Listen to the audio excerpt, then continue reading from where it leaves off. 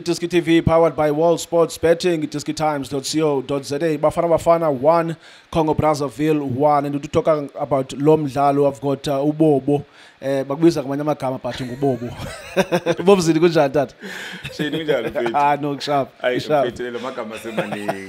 Yazi lo magama semaningi. Yamuza uPep, uTso, uJunior bonke bangibiza ngamagama ahlukile. So angazi yazi.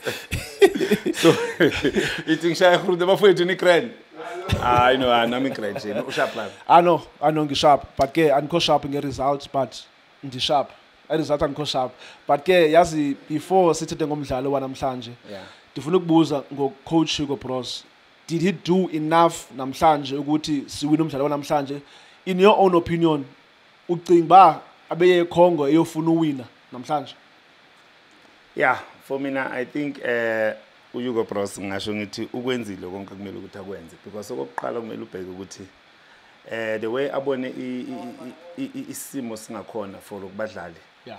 Unabo yini abadlali abangafika bachange le game. I know abanye bethu singasho sithi sinabadlali abangama ball players the likes of abo Mfukeng ebenchini. Mina ngithe ngiyambheka ucoach ugcine wabona ukuthi kwangathi kunenkinga ekhona kubadlali. Mhlawumbe is the pitch esine problem nayo or maybe it looks like Machita abonakala ngathi awarestanga enough. Okunye futhi engibona ngathi mhlawumbe kuye kwaba disturb ngaka pitch incane ubonile. So I think ubonile ukuthi lento nayo angeke ayichange. So angamana asebenzise yona lento. You understand? Mina kuyangami ngibona ngathi lama results awatholile for yena nami nje angiboni kuyinkinga because if we can just only get one win like higher sesqualified and we only left with 2 matches. Yeah. I mean on any other day udlala i-draw away from home, especially kwimidlalo ye-CAF i-AFCON, it's a very good result. And xa senjonge iteam namhlanje lebedlala nayo iCongo Brazzaville ayiyo le Congo Brazzaville bedlala nayo eGqeberha namhlanje. What do you think change kwelabo icala? I mean from icala leCongo Brazzaville, do you see mhlawumbi attitude also and also coaches mhlawumbi they came to the party namhlanje when it comes to organizing players up?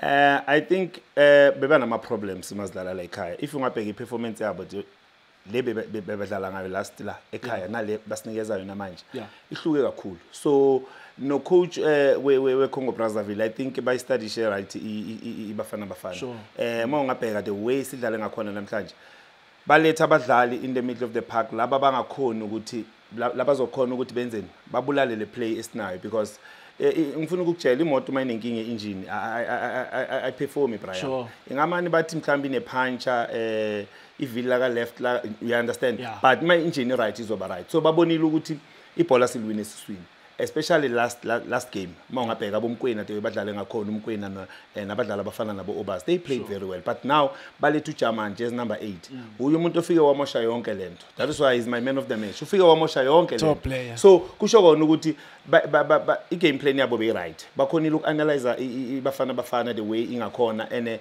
benza letha labadlali ababonayo ukuthi no bangakhona ukuthi babasebenzele. I think na local keeper ungambheka akusase uye local keeper wamaphutha, you understand. So iCongo Brazzaville for mina ngibona igame plan yayo be right. Kubonisile ukuthi badlala ekhaya, the support was there, badlala ekhaya even though badlala artificial but bona angisho le artificial bengadlali thina sodwana nabo bebadlala kiyo even though thina singayijwayelanga ukuthi mhlambe ku league yethu siyasebenzisa ama artificial but bona ibasebenzele kakhulu because bebakhona ucontrol igame uma ungabheka. So into engayisho ukuthi Congo Brazzaville I can give credit to the coach. He playing yabo right ne technical team yakhe ba playing right for igame yabo against iBafana Bafana. So bona I think abadlalanga kahle because batholi draw ekhaya badinga win so that bathi mhlambe 6 points 7 point. Overall mina ngibona badlale right now la Machita eCongo Brazzaville. Do you think mhlawumbi le substitution la injury ka Shikapala uThemba Zwane mhlawumbi ibe nako usdisruptor kancinci namhlanje? And before uniphe impendulo yaleyo ndifuna ukubuza also about debut. I don't know if it's a debut ka Tito Maswanganyi namhlanje. Do you think he step up namhlanje because obviously icacile ukuthi in order for uTito ukuthi adlale funeke uThemba Zwane angadlali? So icacile ukuthi coach Hugo Bros uyayazi ukuthi I've got uThemba Zwane, if anaye Tito will play. So do you think uTito stepped up namhlanje when uThemba Zwane was substituted due to injury? Yeah, ngizocala ngale injury yaka Mshishi. I wish him a speedy recovery. Yadingakala Brian kakhulu uMshishi. Kusana ama game asawadlala ecenjini lakhe. So mina uphuma kwakhe ngibona kuba nenkinga kangaka because uTito mawungabheka first 10-15 minutes ubonakala ngathi ufuna ukustrategisha and vele mawubuye ebenchini uyabona ukuthi uba njani. But after lapho uTito bese ka combine lama touches. So I know ukuthi abanye abantu bacala ukuthi bafuna ucompare abadlali. Why kumele siba compare labadlali? Uzwane udlalile then uphumile nge-injury, it's fine. Let's give uTito a chance. Mina for mina uTito sadinga isikhathi. If azokhona ukulungisa lapho nalapho, you know ukuthi kunezinto nawe uzaziyo ukuthi uma adlala sometimes angeke mhlambe ubone ngathi angadlala the way mhlambe uMshishi adlala ngakhona. But for mina uTito is good. Ama mistake angaba nawo mancane. Just ukulungisa lapho nalapho. Uma ungabheka beyacombine lawo ma-touches. Even though sometimes amanye ama-touches angahlangani, but for mina udlale right kule game. Remember if angenza mistake, I think igame yakhe yokuqala. So for mina ngibona adlale right uTito and I hope ukuthi angahlala abe khona as long azodlala ngendlela right. Angadlali lezi zinto mhlawumbe abanye abantu bacala ukuthini. Njengamanje bayaqala ukucompare izinto. uTito this uTito that. Akadlala igame yakhe ayazi. He is good. Angifuna ukutshela manga. So for mina ngibona uTito angazange abe bad ngale ndlela for kule game namhlanje. Yazi enye into endifuna sithe ngayo namhlanje i-approach yakhe ucoach Hugo Bros. Asibese sithi ukuthi do you think ukuthi uye namhlanje ufuna uwina but there's the players is like or really Bukhile Mofokeng. Sayazi ukuthi every time Bafana Bafana idlala people will expect him to play. But when if ubungu coach Hugo Bros namhlanje you've seen even your team Sundowns playing in Champions League football and you've seen them good situations as in where they just felt to go okay, let's just go there and get a point. Igame namhlanje Congo Brazzaville indlela approach ngayo coach Hugo Bros namhlanje, do you feel ukuthi now if you were coach Hugo Bros you would have approached igame namhlanje ngala ndlela ebiliyo, especially considering the fact that the Congo is attacker most of the time namhlanje? Yeah, I think mina coach le game uyisebenza right, especially nama sub. I know ukuthi as ama South Africans sizoba ne problem yokuthi why afuna ukudefender.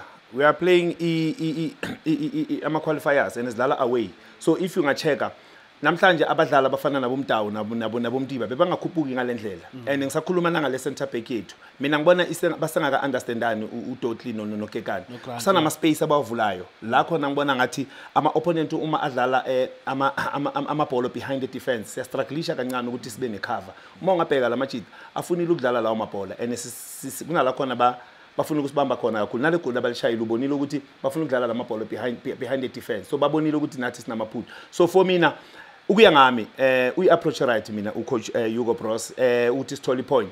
Enye into mina ngibona ngathi mhlambe bengayenza, uyabona sometimes umdlalo ofana noBasading ngamletha ku-Leiden ku-left back ngithatha umuntu ofana noMdiba, today uMdiba kuye umuntu ngathi effective, ngithathe yena ngimlethela kulela winger, you understand? So that's khona ukuthi sibone ukuthi siyafika ku final 30 na, uyabona, because azange sicreate ama chances namhlanje. Uyoscora kanjani ungacreate ama chances?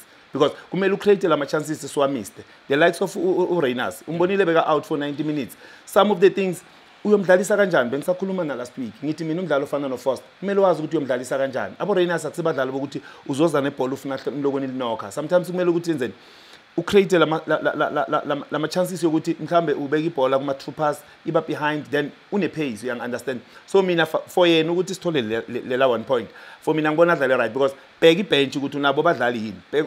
Ubheka imalethe umdlalo ofana noNyiko abantu ungabuza na ukuthi uNyiko uyapi, but mina sengithini besisakhuluma sinonkululeko sikhuluma ngayo lento lena amajita ukuthi ufuna ukudefenda lento esinayo 1 point ingcono kunokuthi siluze le game bezosifaka under pressure. So umbonile ukuthi bekenzani bekaletha abomkwana abadlali abalethile ngathi ba offensive, uletha uMrena waletha umdlalo ofana noTito, the rest bekaletha ama defend, uletha uBhodlela sazo defender nga5 kusho kona ukuthi siprotecta le point esinalo so that sizowina igame e1 yala ekhaya siqualifyile. Mina ngibona ukuthi kungase sipress ama panic button sithi khona igame ezoyiwina ngaso sodlala la ekhaya then sizoqualify. Mina ngibona udlale right Hugo Bros ukuthi sibiyena le point because angibonile isimo besingavumi Brian. Sometimes kumele ukuthi ucabangele labadlali, uyabona ukuthi akwenzeki next phakathi esiswini kubomkwena nabo obas, so ufuna kwenzeke nama miracle angeke ayenzeke. So let's protect lokho esinako then sibone ukuthi sithola le 1 point isiqhubekele phambili Brian. yazi in our own personal lives sinento siyaziyo kuthiwa learning on the jobs.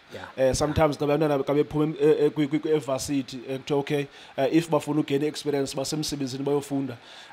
Ndithetha lento nje ndifuna uthetha ngoRushun Dotli.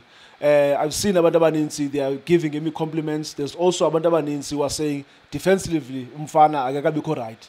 But now wena ke ngoku as a coach Hugo Bros indlela yo protector iplayer njengoRushun Dotli protector njani xa sekulolu hlobo? Do you allow him to learn on the job okanye mhlambi do you bring in someone ukuthi okay mfana hlala ebenchini learn from this guy? How do you deal ne situation nje ka Rushun Dotli?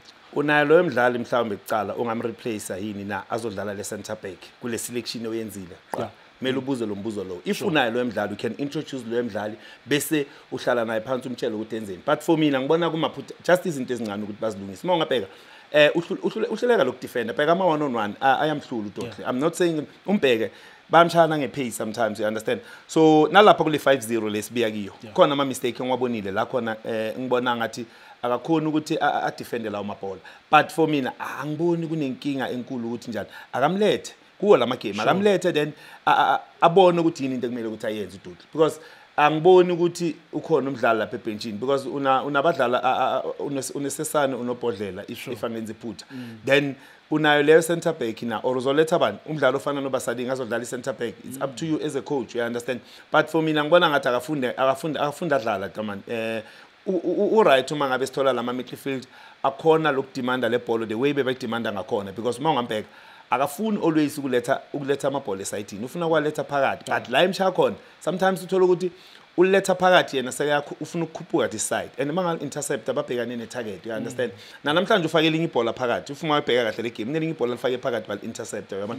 So but for mina akekho bad ngalendlela uDotli ungizwe kahle, akekho bad ngalendlela akamnikeze le chance adlale. Sizoba ne defense right kuye nokekani kuzoba nokunderstandana. Well, that's it. Bafana Bafana 1, Congo Brazzaville 1. Akabikho nto yona ke leyo. I mean, we still have 2 games to spare. We're still going to play at home. We've got a home game. We also need to play Uganda. Abawin leyo nabo namhlanje earlier on. But akho ngako yona ke leyo. Bafana Bafana will qualify. Bafana Bafana will be there in 2025 in Morocco, and siyazi ukuthi kasasiku AFCON. It doesn't matter who we come up against, but we always perform. Hopefully in our next game we will just wrap it up. I was hoping personally ukuthi we will wrap it up namhlanje, but it wasn't to be. Hard luck ku Bafana. They will qualify. We've got the players, we've got the technical team, we've got everything going on for Bafana Bafana. This is one of our proudest moments as abantu base South Africa, because remember back in the days games we used to say hey, next game Uganda must draw with this certain team, and then we must beat Uganda with 3-0. But now say okay, because games we just need 1 win and then we'll qualify. But that's it. iDiskiTV.co.za.